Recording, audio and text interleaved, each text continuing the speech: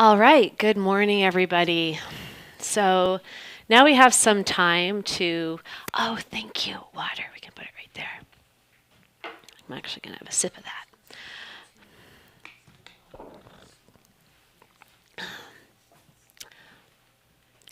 Right, so this morning I wanted to talk about intention. And, well, we're just a couple of weeks into the new year, so maybe you forgot what your New Year's intentions were already.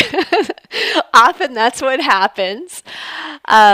Or what happens is, we want to set intentions and then life throws us all kinds of curveballs. Certainly that's happened for me in the new year, is that all kinds of unexpected things come in and the intentions we set kind of get tossed aside and life seems to have other plans for us. Or maybe we're not really into setting intentions, that's not something that has much energy for us, and that we have another way of approaching how we focus our attention. So, just out of curiosity, did anyone set New Year's intentions this year? Yeah. Yeah. Okay, great. So some people. And is anybody still working on them? They're still active? Okay. Okay, good. Um, yeah, I was actually reflecting on this, and on New Year's Eve, a friend and I sat and we did a lot of writing about, you could call it intention or aim, or really what it was that we felt life was asking of us for this next year. What was being asked of us, what was being required of us, and therefore to be able to say yes, like yes, that's I'm a yes to that. Um, and then on New Year's Day, I read an article in the New York Times. I'm just looking at what the woman's name was. Judy Kettler. And she had talked about how she'd made the intention to be more honest. This was in years past. And I don't know if anyone else saw this article. It's actually a really great article. And what she noticed is that she set this intention to be more honest, and that, or really, she set the intention to be honest. And then what happened is she saw all of the places she wasn't. And underneath that, why that was. What she said was, 2 years ago, I started being honest. Actually, that's a lie. I merely started noticing where I wasn't honest, and more importantly, why. So for me, this article was such a great pointing out in what happens with intention, and why we may set good intentions and they don't work, or why we may go about things that feel like we have good intentions and they have not so great results. And what really we start learning is that our intentions are a reflection of the underlying workings of our psyche. And in this practice, what we want to get really curious about is what is actually at play with those intentions. So there's the conscious intention that we make, and then there's all of the other unconscious forces that are at play through us. And because tomorrow is Martin Luther King Jr. Day, I also wanted to draw on some of his wisdom, because he actually did talk about intention and he talked a lot about wisdom. So I want to draw some of the things in that he had to say that really have us think more deeply about these teachings that the Buddha gave, 2,500 years ago. The Buddha placed incredible emphasis on intention. In fact, he said, everything rests on the tip of intention. So everything comes out of intention. And in fact, when he laid out what was called the Eightfold Path, that was basically the 8 aspects of practice that led us forward on a Buddhist path, he gave intention its own fold. So it's one of the 8. It's the second one, comes after right view. So he called it right aim, right resolution. We call it right intention. There's different words for it. But really to get that, this has a really important place in our practice, and it's worth putting attention on. It's worth noticing what's happening there, whether we make conscious intentions or not. And so I think of intention. Actually, I think of this story I heard once about Oprah. I don't know if it's true or not, but I think it is. That she tells the story about how she set the intention to have more patience. It was just like, okay, I am going to learn to have more patience. I'm this, really busy. She has a lot of stress, and she's like, encountering these situations, I want to learn how to be more patient with things. And then what happened? She said, well, God gave me opportunities to develop patience. So, she set off thinking like, great, I'm going to be granted more patience because I have that intention. And actually, what she got instead was the opportunity to develop it, which you know what that means. She was given a lot of opportunities where she could feel impatient and learn how to develop that more deeper quality. And I think of intention practice like this. It's almost like it's a flame, like under our alchemist cauldron, and it heats things up, and it starts to separate the lead from the gold. And we start to see, oh yeah, what is at play, and what is helpful and what is not helpful, and what are all of the different things that are happening inside of us that otherwise we may not be aware of. So it's really an invitation to curiosity. And as I'm talking, you might even be reflecting on some different intentions you've had and what might be underneath them. So this woman, Judy Kettler, she says there was a couple of things that she noticed when she set the intention to be honest. And, whatever your New Year's intentions were, let's see, some really common ones might be to be healthier, whether it's, eating a different way or exercise or meditating more. And you set that intention, and then you start seeing what comes in the way. You start seeing the lead that gets in the way of you doing that thing. And either you might give up, you might just either check out. I think that's probably how it most commonly happens. We kind of just check out and forget we ever made the intention. Or we get frustrated and say, I can't do it. I don't have it in me, or maybe it's not meant to be.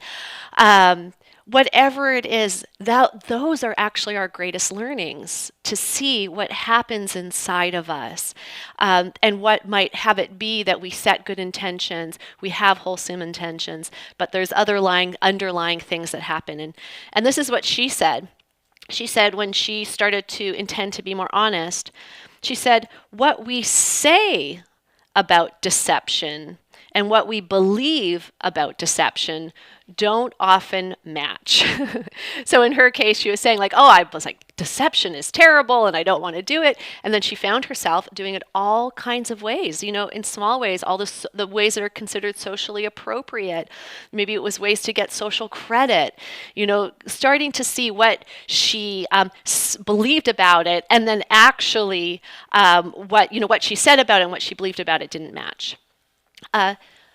She also noticed that honesty struggles are a great way to learn about yourself. That we have to be more honest with our children than ever before. She started to notice all the ways in which, with the amount of different information coming in, that the need for honesty was very important.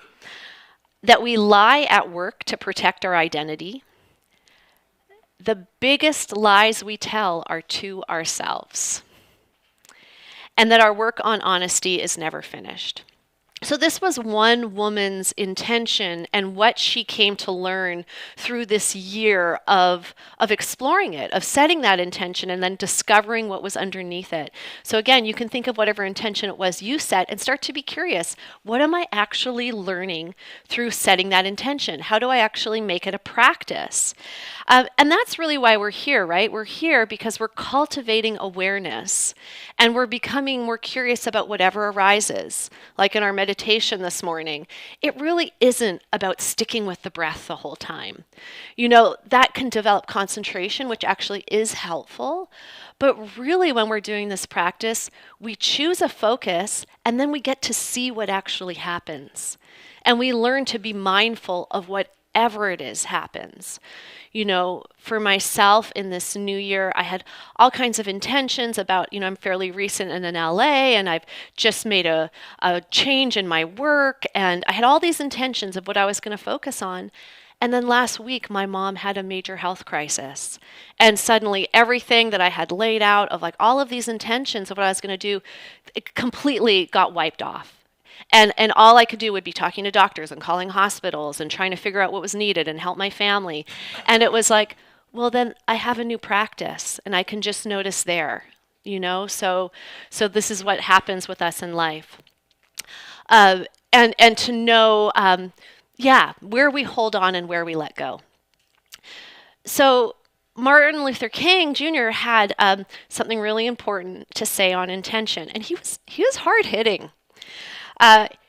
Because what he talked about is sometimes when we have good intentions or we think we have good intentions and maybe they're not. And he said, people with good intentions but limited understanding are more dangerous than people with total ill will. Wow, that is intense. Or another way I read it was, shallow understanding from people of goodwill is more frustrating than absolute misunderstanding from people of ill will. I think he was talking to us, of people that might have like some idea of like some desire to do good, some good intention, and yet often we don't have the right information. As the Buddha would say, we don't have right view. We don't have this understanding of underlying forces that are at play. And so even when we set an intention on top of that, it goes in the wrong direction. And in his case, I can't say exactly what he was pointing to, but I can guess that he's pointing to how this happens at a broader social level. That we might have these intentions, but we don't understand the depths of the workings that are at play. And if we don't understand that, what we have as an intention doesn't go as we wanted. And I can think of this when I first moved to the US. I moved from Canada many, many years ago. One of my first jobs was working at a Catholic worker soup kitchen. And for those, some of you may know what Catholic worker is, a social justice movement where people live and work with others who are poor or experiencing homelessness. And we ran a soup kitchen together. And every day we would make different soups and create a welcoming atmosphere for people to come and just feel at home, to feel loved, to get some nourishment. And as I started working there, I noticed that some of the soups were really salty. And I was like, oh, like this isn't good. This isn't good for people. All of this salt, we really need to decrease the salt in this soup. It's maybe we're doing a disservice here by feeding the people this. It doesn't taste good. And so I had all of these ideas, like which I felt was a good intention of wanting to improve something, wanting to do good for people. Until someone said to me, Justine, people who have done a lot of street drugs really have their taste buds affected. And if there's not a lot of salt in the soup, they can't taste it and then they can't enjoy it. And there's actually some things that are more important at this point in these people's lives than whether, like, the amount of salt that they're taking in. And it was such a lesson for me, this, like, what's the word? You're kind of like young and like, I have this great intention and I want to do this good thing. And then it's like, wow, I did not have what the Buddha would call right view.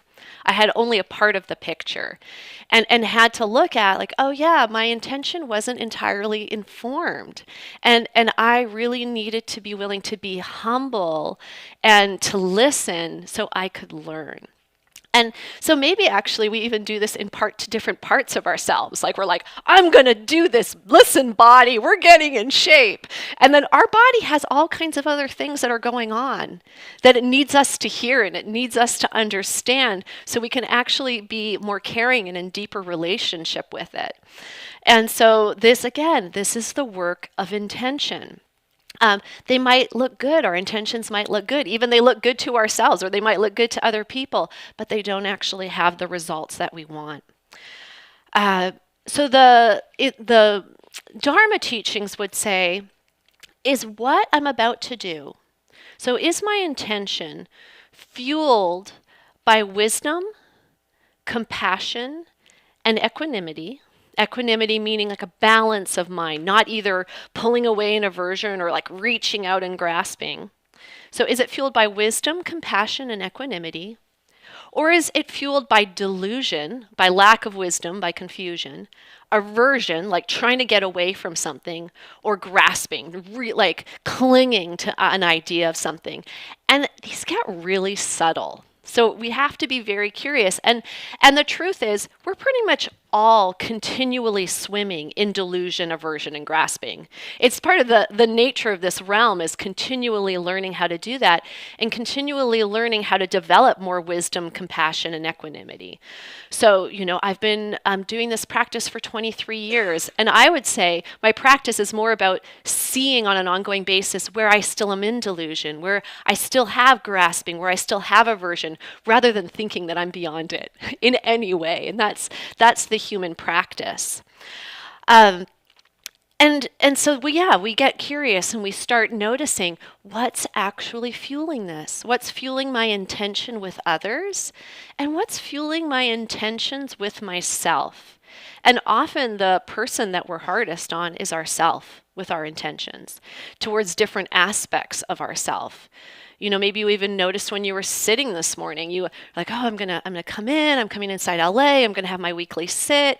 And then you sit and you have this intention, and then suddenly you're like, oh, why are you thinking about all these things? Or, oh, I'm shifting so much, or, we have this idea, and then we can get quite cruel around it with ourselves. And the Buddha would say that's wrong view. It's wrong intention because it's lacking compassion, and in a way, it's actually fueled by delusion. Because as we come to practice, we can see that we can be aware of anything. We can even be aware, oh, I'm shifting in my seat now. Oh, my mind's wandering. Oh, this is so interesting. Right now I'm fantasizing. Look at this fantasy coming through. Oh, grocery list. I'm thinking of all the things I'm going to buy at the farmer's market after. Whatever it is, we can include all of that. I was reflecting on my practice and intentions that had at times felt good and seemed good, but as I went along, I learned more about. And actually, it reminds me of a story of the Zen teacher Ed Brown. Maybe you know him. He is actually probably best known for his Tassajara bread book. He was a chef at Tassajara for many years and really has a lovely, humble way of teaching.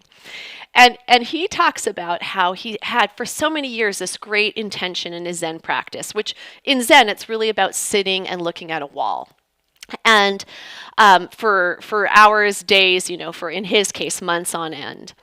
And there came a time where he was sitting there in the depth of his Zen practice, and it suddenly came upon him that maybe in part this intention to so deeply practice Zen was fueled by the fact that after he was born, he spent months in an incubator.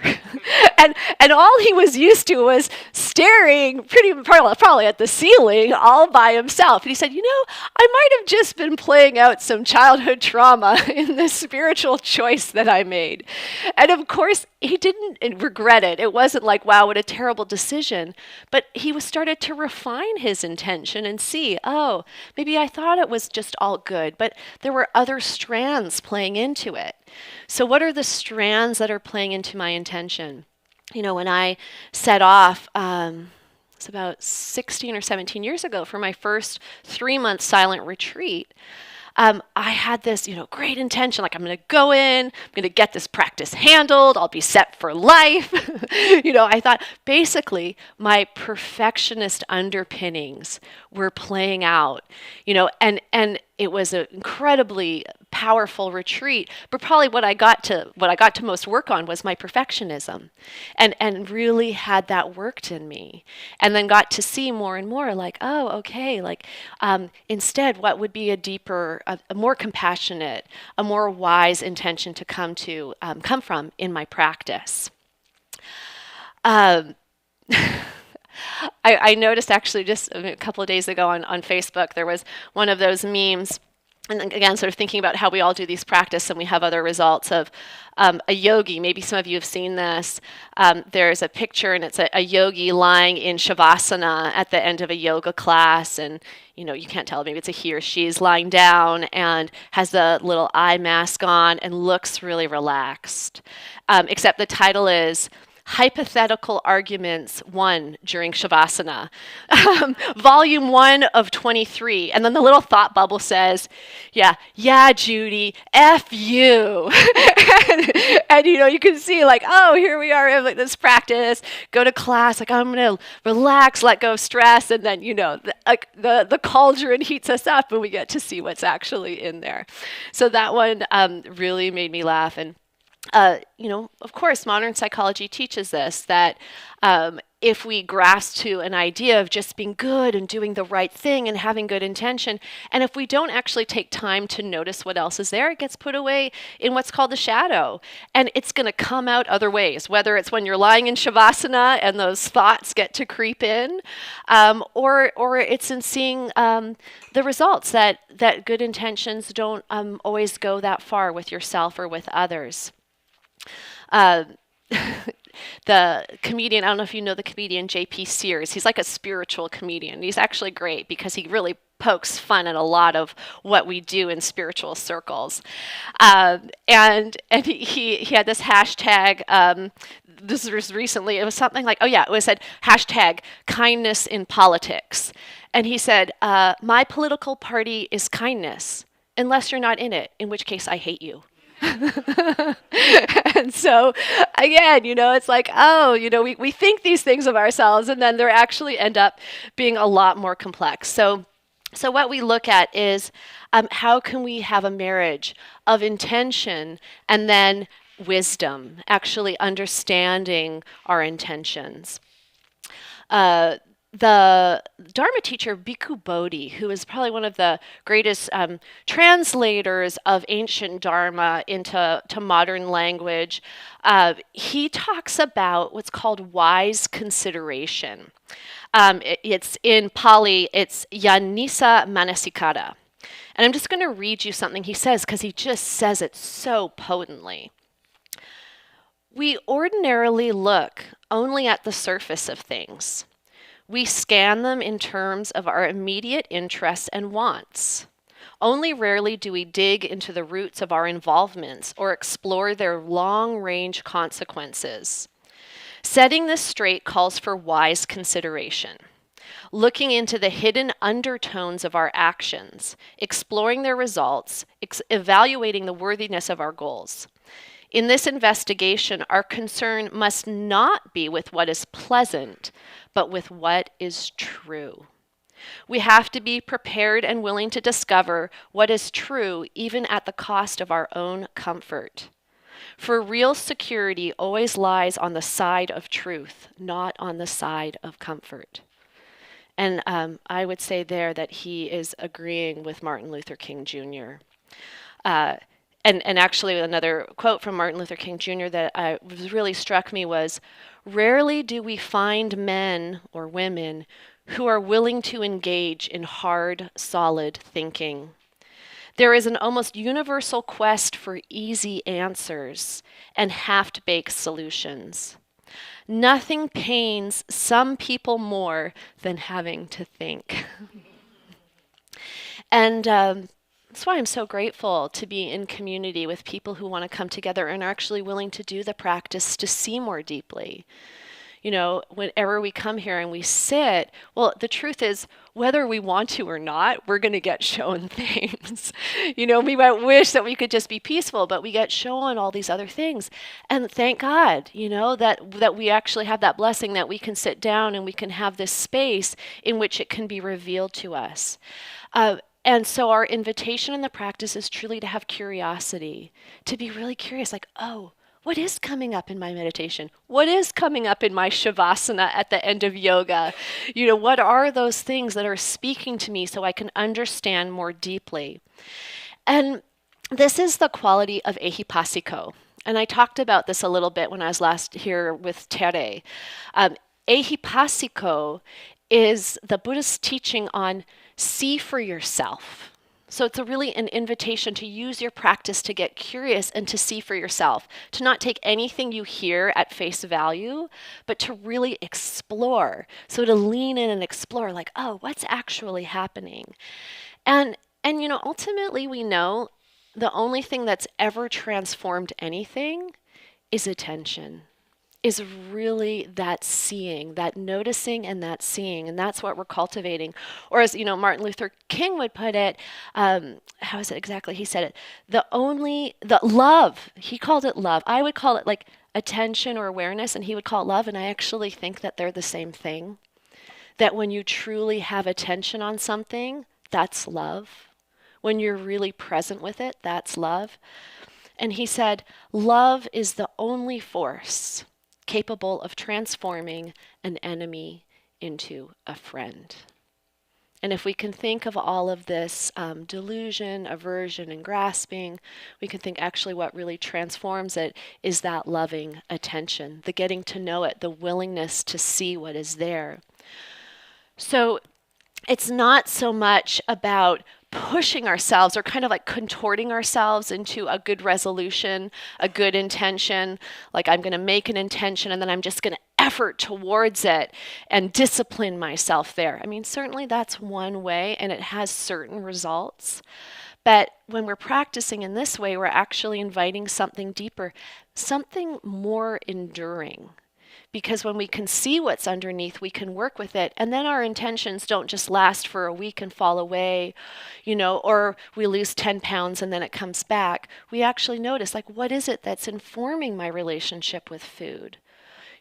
What is it that comes up when I go to sit in meditation? What is it that I might be afraid of or uncomfortable with, and therefore, like, I keep avoiding it. and suddenly I'm disappointed in myself because I haven't sat all week. So we get curious about these things, and we have compassion for ourselves. The Buddha said, the Dharma flies on two wings, wisdom and compassion. So that's actually being curious, having that understanding, and then being warm with ourselves about it, being kind with ourselves and with others. And for me, this practice, as we get really curious, and we have some ferocity, in 12-step, it's called a fearless and thorough moral inventory. And it's called fearless and thorough for a reason, is because our delusions run that deep. And so, that's our practice here, is we're doing this fearless and thorough investigation of how our psyches work. But just like, in 12-step, it's taught that you can't do that if you don't have a connection with something greater than yourself. And in Dharma, we'd say you can't do that. You can't have that wisdom if you first don't know your own Buddha nature. If you don't first trust that there's goodness and that is inherent. And then once you know that, if you remember that ultimately we're all resting in this great emptiness, in this great mystery.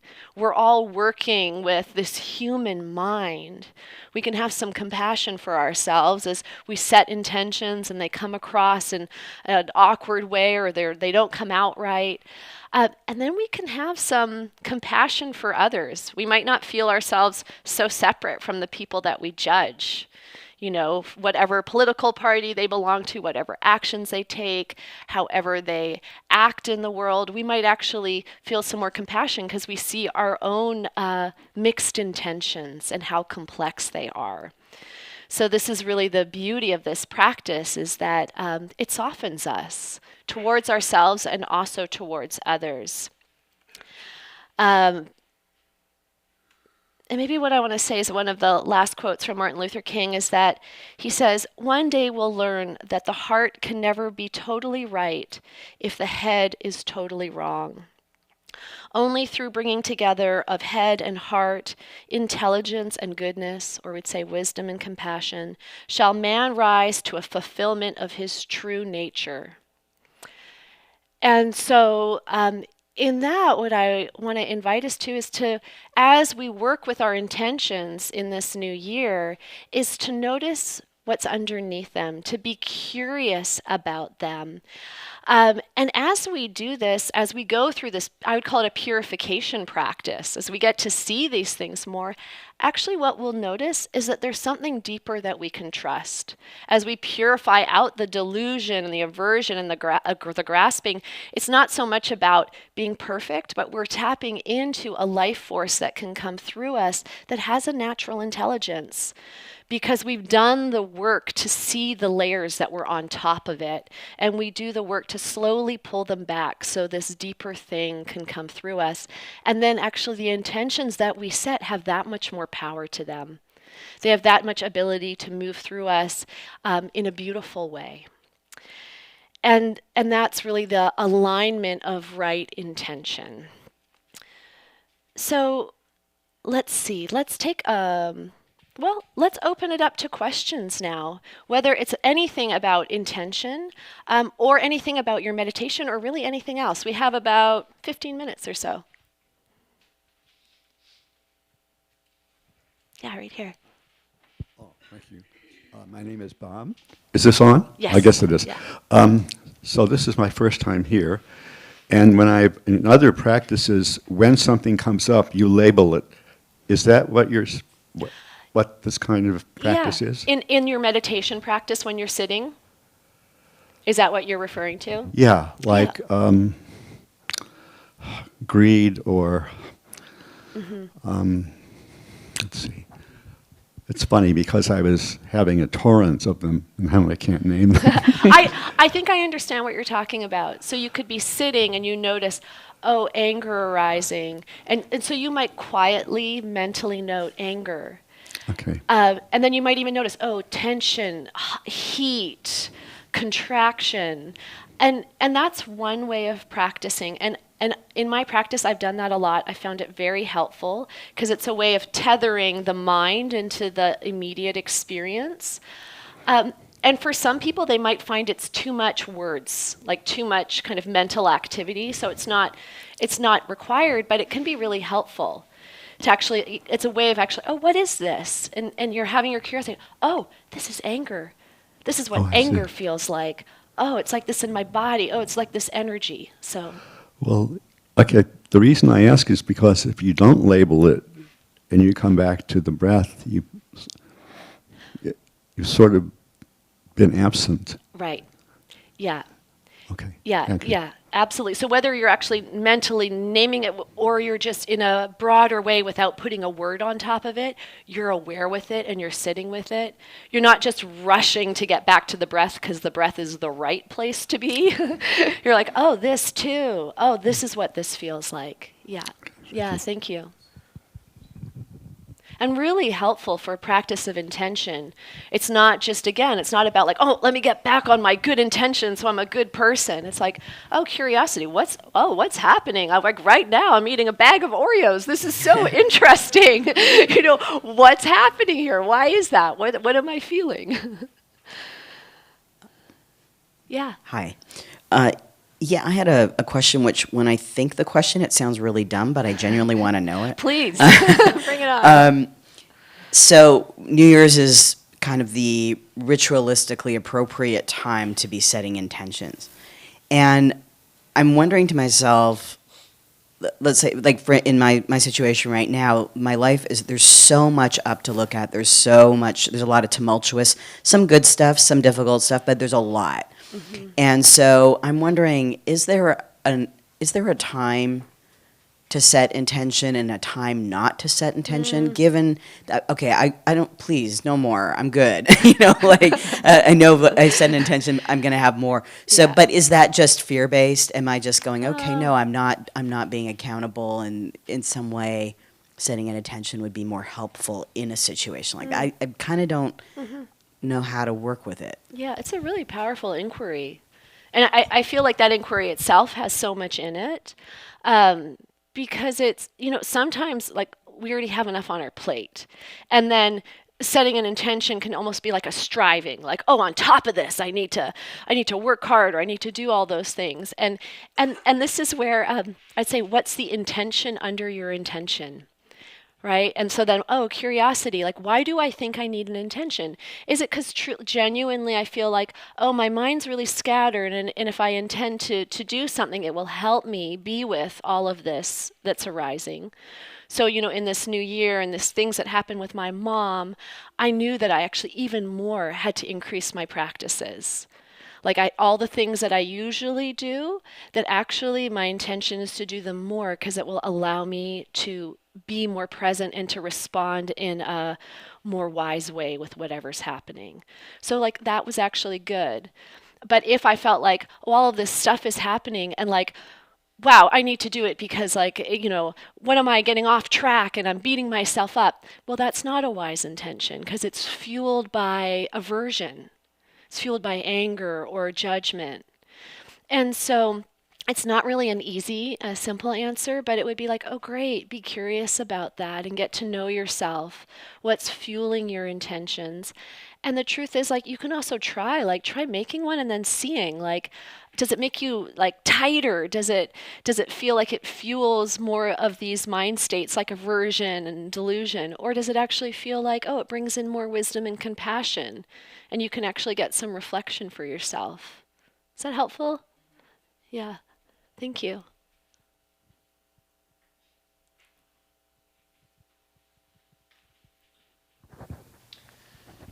I guess maybe going back to like that salt soup example, and then that first quote from Martin Luther King where you said right intention without right understanding is difficult. So you mentioned like some filters to understand like where the intention is coming from within. Is it coming from like a good place or not?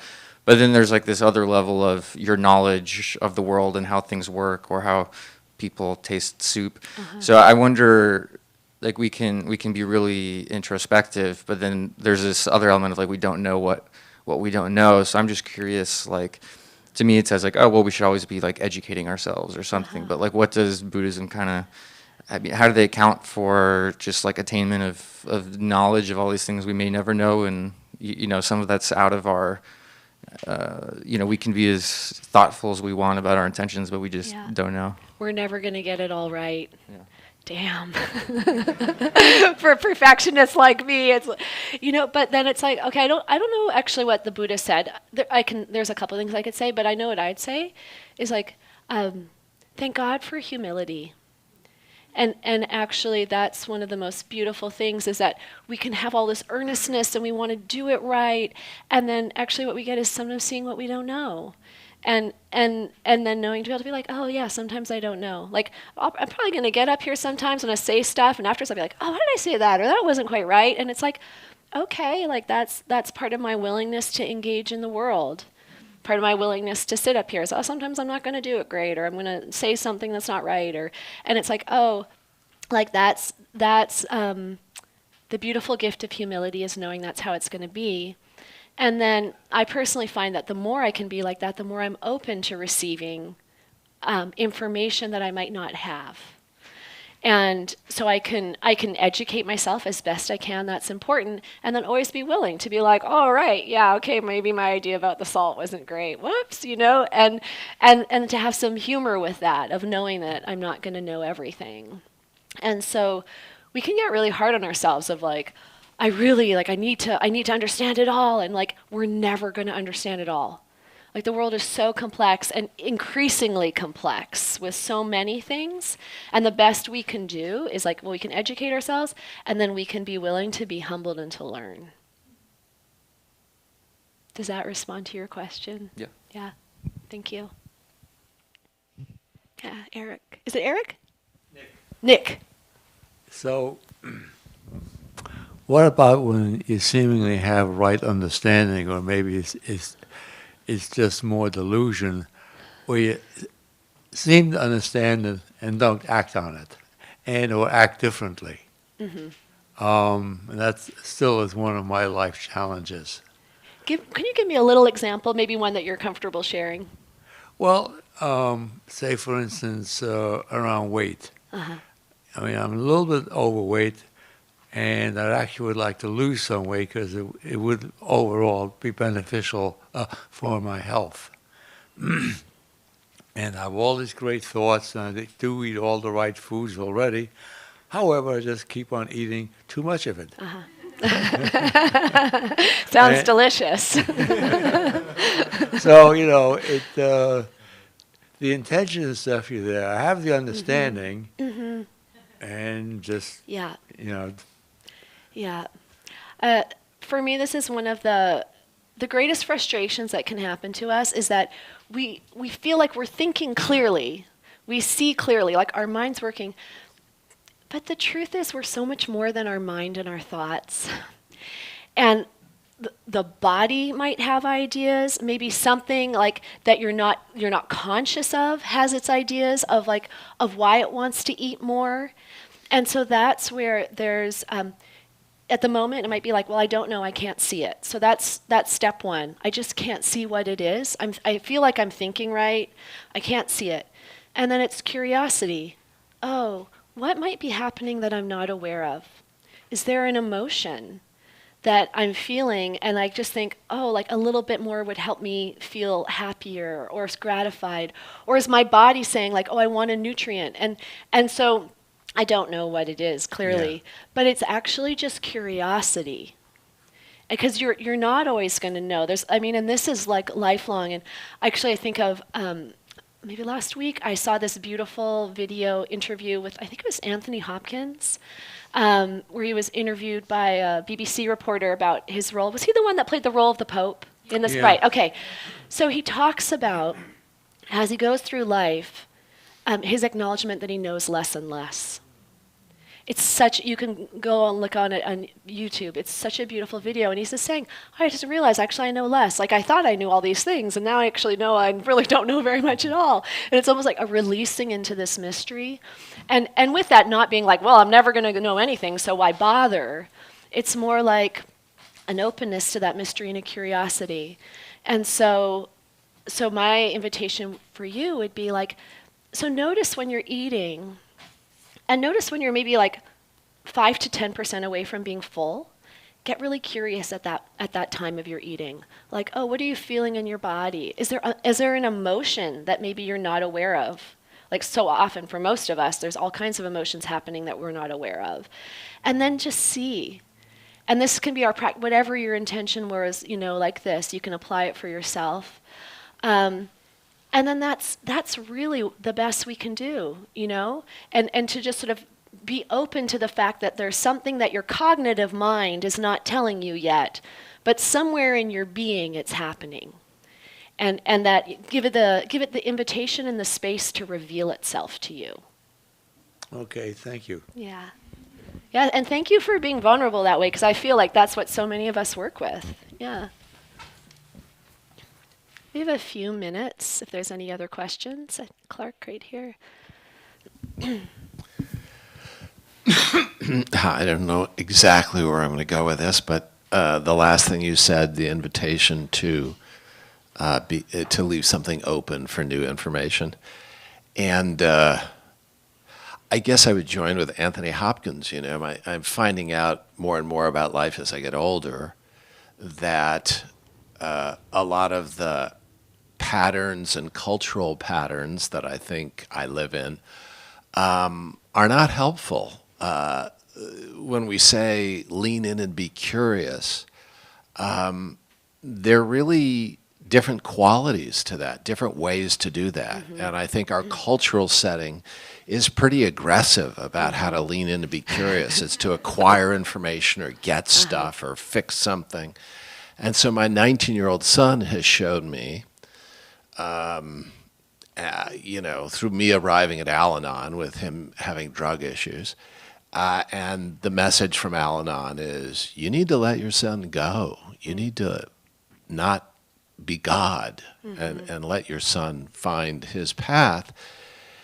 And the whole point of my intention with my son was to create a positive experience. And that led me to get louder and louder and angrier with him. And he's got his issues, but my issues were my intention was driving me to just be this monster. Yeah. And he's really shown me that, in order to learn, it's, for me, so much about backing up and getting quiet and allowing life to come to me and explain to me things that I had no idea were out there, that are totally mysterious and totally beyond what I was thinking about. And all my intentions and direction is so small and so ill-informed because, your intention versus the universe is just massive. And I think so what I've learned at my age is just this culture encourages us to block out all kinds of information that's there and block out all kinds of experience there by tramping into it and trying to control it and beat it. And it's very scary to sit back and let life come to you and learn whatever's there. It's scary. Yeah. And with my son, he's scared me a lot. Yeah. But it's been a good learning experience. And it does bring me to a place that is in our study too, is you do bump into trust, and it's just like, I guess I'm going to have to trust. And that's a beautiful thing when you get there and you're able to go, okay, but it's still scary. Thank you. That was we'll wrap it up in a minute. It's a beautiful kind of elucidation of it's almost like the nuances between will, like our self-will of like, I'm going to make this happen, and this sort of investigation of intention, like, because so much time our self-will is driven by greed, aversion, and delusion. Even if it's positive, like it's driven by fear. Like I'm scared about my mom, so it's like, oh, I want to do all these things, and it's like, oh wait, like, do I actually have all the information? And yeah, so it's really a willingness to see what we don't see, to understand what we don't understand, and also a knowing that there is so much more than we ever will understand, and so much more at play, and really holding this all with a lot of a generosity of heart, a willingness and curiosity, and also a deep compassion. So in a second, we're going to wrap up. If you've been here before, you know that here we practice what is called dharma. If you're online or if you're new here, you might not know that. Dharma is the Pali word for generosity. And it means these intentions, well, these teachings are given with the intention of generosity, that they're freely available. I am here on my own accord to share them with you. And then in response, as you're moved to, you're invited to donate on your way out the door. There's a basket by the door. And my invitation to you today is that sometimes during dana is where we like to check out. It's like, oh, it's sensational, it's money, it's all of these things. And actually to drop in and say like, oh, what do I want my intention to be? What actually feels right for me, and then to have that practice of deliberateness that way, not to be moved by delusion or aversion or fear, all those things, but actually to feel what's right for you. So on your way out, you're invited to contribute your dana, or if you're online, there's a button where you can do that. And let's just take a moment to sit together, just a few seconds to let those teachings sink in and appreciate being in this great mystery together.